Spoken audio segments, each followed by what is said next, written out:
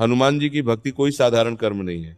ये केवल दीपक जलाना, आरती करना या मंत्र पढ़ लेना भर नहीं है। यह एक जीव और ईश्वर के बीच का मौन संवाद है। अक्सर भक्त के मन में एक प्रश्न उठता है, क्या मेरी पूजा सच में हनुमान जी तक पहुंच रही है? क्या मेरी पुकार उन्होंने सुनी है? देखिए, भगवान शब्दों में उत्तर नहीं देते, वे संकेतों में उत्तर देते हैं। और जो भक्त भीतर से सच्चा होता है वही उन संकेतों को समझ पाता है। हनुमान जी जब किसी की पूजा स्वीकार करते हैं तो वे घोषणा नहीं करते, वे जीवन में परिवर्तन कर देते हैं। अब उन संकेतों को ध्यान से सुनिए। पहला संकेत, जब बिना कारण आपको हर जगह हनुमान जी की छवि, उनका नाम या स्मरण होने लगे, दीवार पर, रास्ते में, किसी वाहन पर, यह संयोग नहीं होता, यह संकेत होता है कि प्रभु आपको यह अनुभव करा रहे हैं, मैं यहां हूं, तेरे साथ हूं। जब भगवान स्वयं स्मरण बन जाए तो समझ लेना पूजा पहुंच चुकी है। दूसरा संकेत, हनुमान चालीसा या नाम जप करते समय शरीर में कंपन, रोंगटे या आंखों में नमी आना, ये भावुकता नहीं है, ये अनुग्रह का स्पर्श है। जब भक्ति हृदय से निकलती है तो शरीर भी उस दिव्यता को सहन नहीं कर पाता। तीसरा संकेत, मन का ये कहना, दिन कितना भी व्यस्त हो, हनुमान जी के लिए समय निकालना ही है। ये इच्छा आपकी नहीं होती, ये कृपा की खींच होती है। जब प्रभु भीतर स्थान बना लेते हैं तो उनके बिना दिन अधूरा लगने लगता है। चौथा संकेत, जब जीवन में कोई साथ न दे पर भीतर से एक शांत स्वर आए, कोई नहीं, हनुमान जी है। ये विश्वास अभ्यास से नहीं आता, ये तभी आता है जब प्रभु ने आपको थाम लिया हो। जहां ये भाव आ गया वहां भक्त अकेला नहीं रहता। पांचवा संकेत, जो कार्य बहुत समय से अटके हों वे अचानक सरल हो जाएं। हनुमान जी शोर नहीं करते, वे चुपचाप काम बना देते हैं। भक्त बस इतना कह पाता है, ये तो उन्हीं ने कराया है।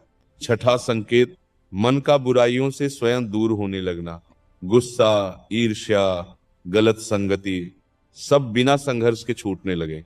ये आत्मसंयम नहीं, ये कृपा का शुद्धिकरण है। जहां हनुमान जी प्रवेश करते हैं वहां मन पवित्र होने लगता है। सातवां संकेत, किसी कठिन समय से पहले मन का बेचैन होना या चेतावनी देने वाले स्वप्न आना, ये डर नहीं होता, ये रक्षा कवच होता है। हनुमान जी अपने भक्त को संकट से पहले सावधान कर देते हैं। आठवां संकेत, आत्मविश्वास का जाग जाना।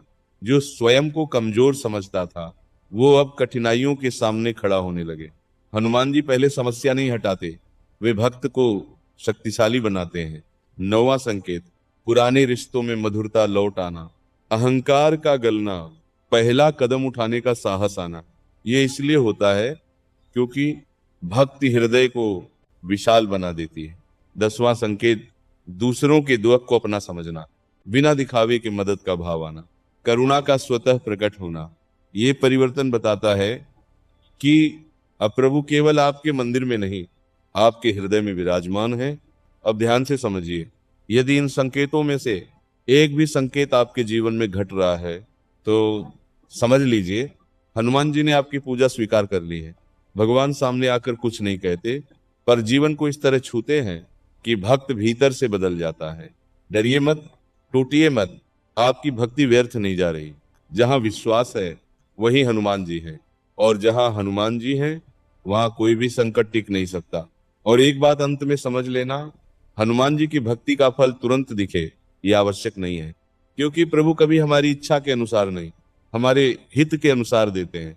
कई बार भक्त कहता है, मैं तो रोज पूजा करता हूं फिर भी कष्ट क्यों है? तो याद रखना, कष्ट सजा नहीं होते, कष्ट संस्कार होते हैं। हनुमान जी पहले भक्त को मजबूत बनाते हैं, फिर परिस्थितियां बदलते हैं। वे पहले भीतर की कमजोरी तोड़ते हैं, फिर बाहर के संकट हटाते हैं। अगर आज भी जीवन में संघर्ष चल रहा है तो ये मत समझो कि प्रभु दूर है। हो सकता है वही संघर्ष आपको उस ऊंचाई तक ले जा रहा हो जहां बिना टूटे पहुंचा ही नहीं जा सकता। हनुमान जी उन भक्तों को सबसे अधिक संभालते हैं जो चुपचाप सह लेते हैं पर भक्ति नहीं छोड़ते। कभी कभी प्रभु आपको गिरने देते हैं सिर्फ इसीलिए ताकि आप ये जान सके कि आपको उठाने वाला कौन है। और जब ये समझ आ जाती है तो फिर जीवन में कोई डर नहीं रहता। इसलिए अगर आज मन भारी है, आंखें नम है और शब्द नहीं निकल पा रहे, तो बस मन ही मन इतना कह देना, हे हनुमान, मुझे कुछ नहीं चाहिए, बस मुझे अपना बना कर रखना। यही एक प्रार्थना सभी प्रार्थनाओं से बड़ी है, क्योंकि जिस दिन हनुमान जी ने किसी को अपना मान लिया, उस दिन उसके जीवन में कोई भी शक्ति उसे तोड़ नहीं सकती। आप अकेले नहीं हैं, आपकी हर सांस के साथ हनुमान जी खड़े हैं। ये भरोसा रखिए और शांति से आगे बढ़ते रहिए। और एक गूढ़ बात सुनिए, हनुमान जी की भक्ति में सबसे बड़ा वरदान चमत्कार नहीं होता, समर्पण होता है। जिस दिन भक्त ये कहना सीख लेता है, जो तू चाहे वही सही, उस दिन से उसके जीवन का बोझ हल्का हो जाता है, क्योंकि फिर जिम्मेदारी भक्त की नहीं रहती, प्रभु की हो जाती है। हनुमान जी उन भक्तों से बहुत प्रेम करते हैं जो उनसे सौदे नहीं करते, जो ये नहीं कहते ये दे दो वह दे दो, बल्कि बस इतना कहते हैं, मैं तेरा हूं। और जब भक्त अपना अहं छोड़ देता है तो प्रभु अपना बल दे देते हैं। याद रखना, हनुमान जी का नाम लेने से सिर्फ डर नहीं भागता, नीयत भी शुद्ध होती है। जहां नीयत शुद्ध हो जाती है, वहां जीवन की दिशा स्वयं बदल जाती है। आपने देखा होगा, कुछ लोग बहुत कम बोलते हैं पर उनके चेहरे पर शांति रहती है। ये शांति ज्ञान से नहीं आती, ये भक्ति से आती है। हनुमान जी अपने भक्त को दिखावे से दूर रखते हैं। वे उसे भीतर से इतना भर देते हैं कि बाहर कुछ साबित करने की जरूरत नहीं रहती।